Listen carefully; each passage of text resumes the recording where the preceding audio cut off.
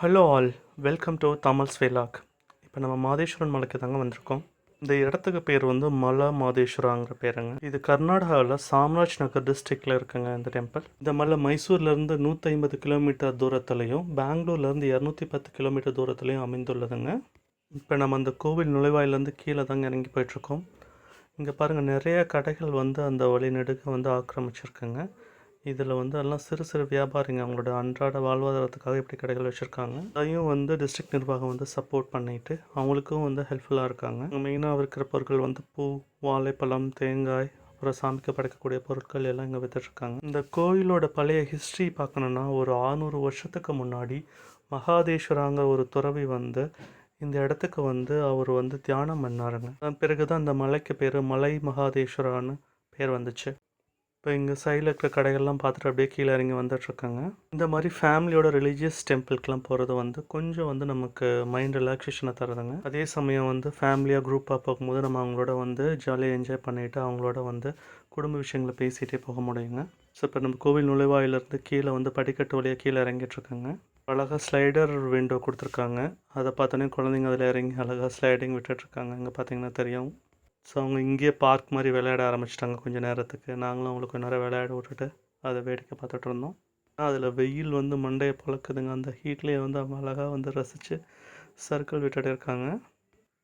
So இப்போ விட்டு முடிச்சுட்டு நம்ம வந்து அந்த உள்ளே வந்து என்ட்ரன்ஸ்குள்ளே போயிட்டுருக்கோம். இப்போ சைடில் பார்த்திங்கன்னா வந்து பெரிய பெரிய கடைகள்லாம் இருக்குது பார்த்தீங்களா. இங்கே வந்து ஸ்நாக்ஸு, அந்த இது அல்வா அதெல்லாம் விற்கிற கடையெல்லாம் நிறையா இருக்குங்க. அதே மாதிரி குழந்தைகளுக்கான விளையாட்டு பொருட்கள் உள்ள கடைகள் நிறையா இருக்குங்க. கேப்பு, பெல்ட்டு எல்லாமே இங்கே வாங்கிக்கலாம். ஸோ இதெல்லாம் அந்த கோயிலுக்கு சொந்தமான கடைகள். இதை அவங்க வந்து வாடகைக்கு விட்டுட்டு இதில் வர வாடகை வந்து அந்த கோயிலுக்கு கொடுக்கப்படுதுங்க. பொம்மைங்கள்லாம் பார்க்கும்போது நமக்கே வாங்கணும் போல தோணுது இல்லைங்களா. ஸோ இது வந்து குழந்தைங்க பார்த்தோன்னே எங்களுக்கு வாங்கி கொடுங்கன்னு அடம் பிடிச்சாங்க. நாங்கள் போயிட்டு வரும்போது வாங்கிக்கலான்ட்டு வந்து அவங்கள சமாதானப்படுத்திட்டு உள்ளே கூட்டிகிட்டு போயிட்டுருக்கோங்க. இன்னும் யாருமே இன்னும் சாப்பிட்லைங்க. அதனால் வந்து அவங்க பசியில் வந்து வேக வேகமாக நடந்துகிட்ருக்காங்க. இந்த கடைகள்லாம் பார்க்கும்போது பார்க்கறதுக்கே ரொம்பவும் கலர்ஃபுல்லாக அந்த எவசல் பாத்திரங்க, அந்த கலர் டாய்ஸ் எல்லாமே வந்து கண்கொள்ளா காட்சியாக இருக்குங்க. ஸோ நாங்களும் வந்து இப்போ நின்று பார்த்துட்டு இருந்தால் டைம் ஆகிடுன்ட்டு வரும்போது வாங்கிக்கலான்ட்டு அப்படியே நடந்து போய்கிட்டே இருந்தோம்.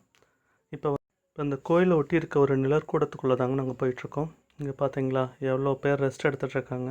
இங்கே உள்ளேயும் சின்ன சின்ன வியாபாரிகள் வளையல் பூ விற்கிறவங்களாம் இருக்காங்க. சில மக்கள் வந்து நைட் ஃபுல்லாக தங்கிட்டு மார்னிங் வந்து அந்த மகாதேஸ்வரரை தரிசிட்டு போவாங்க. வந்து சில பீப்புள் வந்து இங்கேயே பர்மனெண்ட்டாக தாங்கியும் அந்த கோயிலில் கிடைக்கிற அன்னதானத்தை சாப்பிட்டு உயிர் வாழ்கிறாங்க. அதுக்கு இந்த கோயில் நிர்வாகமும் சப்போர்ட் பண்ணிகிட்ருக்காங்க. இப்போ நம்ம அதை க்ராஸ் பண்ணிவிட்டு கோயிலுக்குள்ளே என்ட்ரி ஆக போகிறோங்க. ஸோ இங்கே வெளியில் எந்த ஒரு கெடுபிடியும் கிடையாதுங்க. யார் வேணாலும் எங்கே வேணாலும் படுத்து ரெஸ்ட் எடுத்துக்கலாம். இப்போ நம்ம இந்த கோயில் மண்டபத்தை தாண்டி உள்ளே போய்கிட்ருக்காங்க. நாங்களும் இங்கே உட்காந்து கொஞ்ச நேரம் ரெஸ்ட் எடுத்துகிட்டு போகலாமான்னு தான் நினச்சோம். பட் வந்து நாங்கள் பிளான் பண்ணதை போல் முன்னே போய் சாமி கும்பிட்டுட்டு அப்புறம் வந்து மற்ற வேலையெல்லாம் பார்த்துக்கலான்ட்டு உள்ளே என்ட்ரி ஆகிட்டோம். இங்கே பார்த்திங்கன்னா கோயில் பூஜைக்கு தேவையான சாமானம் எல்லாம் வாங்கிட்டு இருக்குங்க. எப்போயுமே வாங்கும்போது இது மாதிரி சின்ன சின்ன வியாபாரிகள்கிட்ட வாங்க, அப்போ தான் அவங்களோட வாழ்க்கை தரம் உயரும். நம்ம கோயில் சுற்று வட்டாரத்தில் என்ட்ரி ஆகிட்டோங்க. இங்கே பார்த்தீங்களா வெளியில் வந்து அதனோட தீபம், அந்த கற்பூர ஊதுபத்தி எல்லாம் போடுறதுக்கு வந்து பெரிய சாம்பிராணி கூணுமை ரெடி பண்ணி வச்சுருக்காங்க. இங்கே பாருங்கள், அழகழகான தேரெலாம் நிறுத்தி வச்சு அதுக்கு பூஜை பண்ணிகிட்ருக்காங்க. இந்த தேரையும் வந்து இழுத்து கோயிலை சுற்றி வள வருவாங்க. அதுவும் ஒரு வேண்டுதலாக வச்சு நிறைவேற்றியிருக்காங்க. இது எல்லாமே வந்து சிவனோட அவதாரங்க. ஸோ அது வந்து நம்ம பார்க்கறதுக்கே கண்கொள்ளா காட்சியாக இருக்குது. இங்கே பாருங்கள், இன்னொரு தேர் ஒன்று நிறுத்தி வச்சுருக்காங்க. ஸோ அந்த தேருக்கு பாருங்கள் எல்லாம் வந்து பூஜை பண்ணி சாமி கும்பிட்டுட்ருக்காங்க. அந்த தேர் மேலே பார்த்திங்கன்னா வந்து எவ்வளோ புறாக்கள் வந்து அழகாக உட்காந்துருக்கு பாருங்கள். ஸோ இங்கே பார்த்திங்கன்னா அந்த புறாவை வந்து க்ளோஸ்அப்பில் காமிச்சிருக்கோம். ஸோ வந்து அந்த புறாக்கள் வந்து அங்கேயே கூடு கட்டி அங்கேயே வந்து வாழ்ந்துட்டுருக்குங்க. கோயில் வெளியில் பெரிய ஆலமரத்தை பார்க்கலாம். அந்த மரத்தில் பாருங்கள் ஏகப்பட்ட இது தொங்கிட்டு இல்லைங்களா. குழந்தை வர வேண்டியும் வந்து வாழ்க்கையில் சிறப்பாக இருக்க வேண்டியும் வந்து சில வந்து கோயில் சாமியை வேண்டிக்கிட்டு இதில் கட்டி தொங்க விட்ருக்காங்க. இந்த மகாதேஸ்வர் வந்து இங்கே புலிகள் மற்ற காட்டுமிராலாம் வந்து இதில் அடக்கியிருக்காரு. இந்த மகாதேஸ்வராங்கிற அந்த முனிவர் வந்து கடுமையான தவம் செஞ்சாருங்க.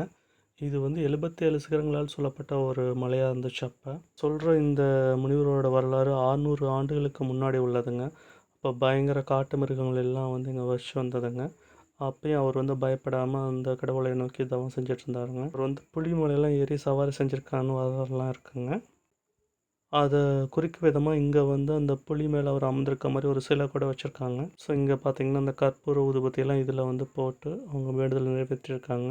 மேலே நம்ம நந்தி சிலையை பார்க்க தாங்க போயிட்டுருக்கோம். நந்தி சிலையை பார்க்குறதுக்கு போகிற இடத்துல பாருங்கள், இங்கேயே வந்து கொஞ்சம் கொஞ்சமாக கூட்ட ஆரம்பிச்சிருச்சு. நாங்கள் வந்து சண்டே இங்கே வந்து பீக் டேயில் வந்து கூட்டம் அதிகமாக இருக்குங்க. ஸோ சண்டே எல்லாருக்கும் லீவுனால வந்து ஏகப்பட்ட கூட்டம் வந்து சாமியை தரிசிக்க வந்திருந்தாங்க. இப்போ க்யூவில் வந்து பொறுமையாக வெயிட் பண்ணி போய் தாங்க சாமியை பார்க்க முடியும். ஸோ நம்ம கேள்விப்பட்ட இந்த மகாதேஸ்வரோட அவதாரம் வந்து சிவபெருமனோட அவதாரம் தாங்க சொல்கிறாங்க. ஏன்னா இங்கே சிவபெருமான் கோவில் ஒன்று இருந்ததுங்க. அது கீழே வந்து சுயம்பு லிங்கம் ஒன்று இருந்ததாக வந்து வரலாறு கூறுறாங்க. அந்த லிங்கத்திற்கில் தான் அந்த துறை வந்து ஆழ்ந்த தியானத்தில் இருந்தாருங்க. இப்படியே நம்ம கொஞ்சம் கொஞ்சமாக முன்னேறி மேலே இருக்க நந்தி சிலையை நோக்கி தாங்க போயிட்டுருக்கோம். இங்கே பாருங்கள், கோவிலுக்கு மேலே படிக்கட்டு அமைச்சு அது பக்கத்தில் வந்து ஒரு பிரம்மாண்டமான நந்தி சிலையை வச்சுருக்காங்க. இங்கே கூட்டம் வந்து மேலே போகிறது வந்து ஆம வேகத்தில் போயிட்டுருக்காங்க. ஏன்னா வந்துட்டு மக்கள் வந்துட்டு ரொம்ப அவசரப்படாமல் பொறுமையாக நிதானமாக போயிட்டுருக்காங்க. அதே சமயம் கூட்டமும் ரொம்ப அதிகமாக இருக்குங்க. அதனால தாங்க இங்கே இவ்வளோ ஸ்லோ மூமெண்ட். இப்போ பாருங்கள், மேலேருந்து அந்த கோயிலோட வியூவை பார்க்கலாம் நம்ம. அப்புறம் நம்ம கதையில் ஸ்ராவன் ஒரு தீய அரசன் ஒருத்தர் இருந்தாருங்க. அவர் வந்து ரிஷிகளுக்கு வந்து ஏராளமான துன்பங்களை விளைவிச்சிட்டு இருந்தாருங்க. நம்ம சொன்னோம் இல்லைங்களா, அந்த மகாதேஸ்வர் வந்து காட்டு மிருகங்கள் கூட வாழ்ந்தார், அந்த புலிகள் மேலே பயணிப்பார்னு சொன்னோம் இல்லைங்களா. அங்கே பார்த்தீங்களா, மேலே வந்து அந்த மலை மகாதேஸ்வர் வந்து புலி மேலே உட்காந்துருக்க மாதிரி ஒரு அழகாக சிலை வடிவமைச்சிருக்காங்க பாருங்கள். இந்த சிலை பார்க்கவே ரொம்ப பிரமிக்கத்தக்கதாக இருக்குதுங்க. இதுதான் வந்து கோயிலோட வந்து மூல கோபுரம். உள்ளே பார்த்தீங்கன்னு வச்சுக்கோங்க, இங்கேருந்து பார்க்கறதுக்கு சின்னதாக தெரிஞ்சாலும் அது கொஞ்சம் பெருசாக தாங்க அமைஞ்சிருக்கு. வெறும் நந்தி சிலையை பார்க்கறதுக்கு தாங்க இவ்வளோ கூட்டம். அதுக்காக தாங்க வந்து மொல்லமாக போயிட்டுருக்கோம். நம்ம இன்னுமே கூட்டம் வந்து அந்த நந்தி சிலையை கடக்கவே இல்லைங்க. ஸோ இந்த மகாதேஸ்வரர் வந்து அந்த ஸ்ராவனோட போராடி அங்கே இருக்க துறைகள் எல்லாம் அவங்கள்ட்ட விடுவிச்சு அப்புறம் வந்து அவங்களுக்கெல்லாம் வந்து விமோசனம் கொடுக்குறாங்க. இங்கே இருக்கிற மக்களுக்கெல்லாம் வந்து அந்த துறவி நல்லதை செஞ்சு அவங்களுக்கு வந்து நல்ல போதைகளை அளித்து அவங்கள தங்க சீடராக்கி கொண்டாருங்க. மலைவாழ் மக்களாக இருந்த அவங்கள வந்து வீர சைவர்களாக்கிய பெருமை வந்து அந்த மகாதேஸ்வரை சாரும். ஸோ நம்ம இங்கேருந்து பார்த்திங்கன்னா வந்து கோயிலோட சுற்று வட்டாரம் வந்து அழகாக தெரியுது பாருங்கள். ஸோ சுற்றியும் வந்து எவ்வளோ அமைதியான இடமும் காட்சியளிக்கிறது பாருங்கள். இந்த மகாதேஸ்வர் மலையில் 7 சிகரங்கள் இருந்ததாக புராண காலத்தில் சொல்லியிருக்காங்க இல்லைங்களா. அந்த 7 சிகரங்களோட பேர் வந்து அனுமலை, சென்னுமலை, கண்ணுமலை, பச்சை மலை, பவளமலை, பொன்னாச்சி மலை மற்றும் கொங்கு மலைங்க. எல்லா சிகரங்களும் சேர்ந்ததாங்க வந்து மலை மகாதேஸ்வர மலைன்னு வந்து புராண காலத்தில் அழைக்கப்பட்டு வந்ததுங்க. இப்போ பாருங்கள், நம்ம அந்த பெரிய நந்தியை கடந்து உள்ளே போயிட்டுருக்கோம். அந்த நந்தி சிலைக்கு தாங்க உள்ளே முன்னாடி உட்காந்து பூஜை பண்ணிகிட்ருக்காங்க. ஸோ இப்போ நம்ம நந்தி சிலைக்கு பூஜை பண்ணுறதாங்க பார்க்க போகிறோம். அப்படியே மொல்லமாக நகர்ந்து வந்து நம்ம நந்தி சிலையை நெருங்கிட்டோங்க. ரொம்ப வருஷம் கழித்து வந்து இந்த கோயிலை வந்து ஜுஞ்சே கவுடாங்கிறதாங்க புதுப்பிச்சார். இங்கே பாருங்கள், அந்த சிவனோட திரிசூலம் வந்து எவ்வளோ அழகாக காட்சி அளிக்குது. இப்போ நம்ம கொண்டு போகிற பால்லாம் வந்து நந்திக்கு எவ்வளோ அழகாக வந்து அங்கே பாருங்கள் அபிஷேகம் பண்ணிகிட்ருக்காங்க.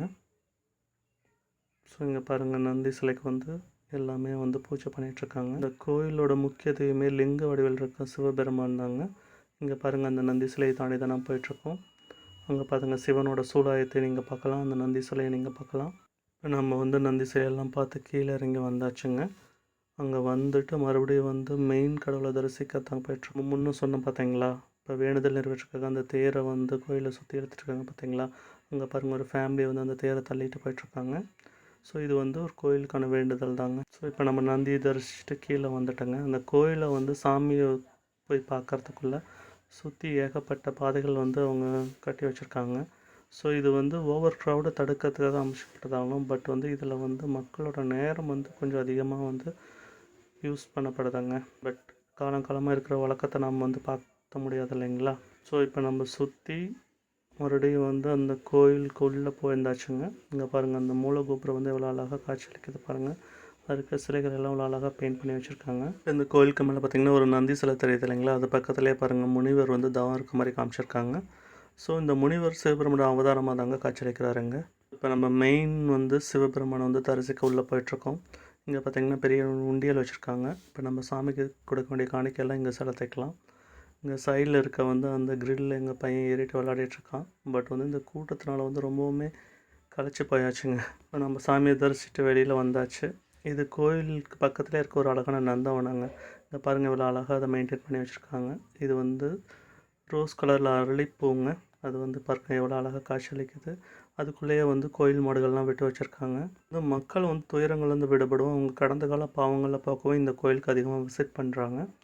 ஸோ இங்கே பார்த்திங்களா, தென்னை மரங்கள் வந்து எவ்வளோ அழகாக வந்து வளர்ந்து காட்சி அளிக்குது. இப்போ வந்து நம்ம சாமியை பார்த்து மறுபடியும் ரிட்டன் காருக்கு போயிட்டுருக்கோம். இப்போ வந்து அதே கடைகளை வந்து வாட்ச் பண்ணலாம் பாருங்கள். ஸோ இங்கே பார்த்திங்கன்னா வந்து அந்த குழந்தைகளுக்கான பொம்மைகள் வந்து அதிகமாக இருக்குங்க.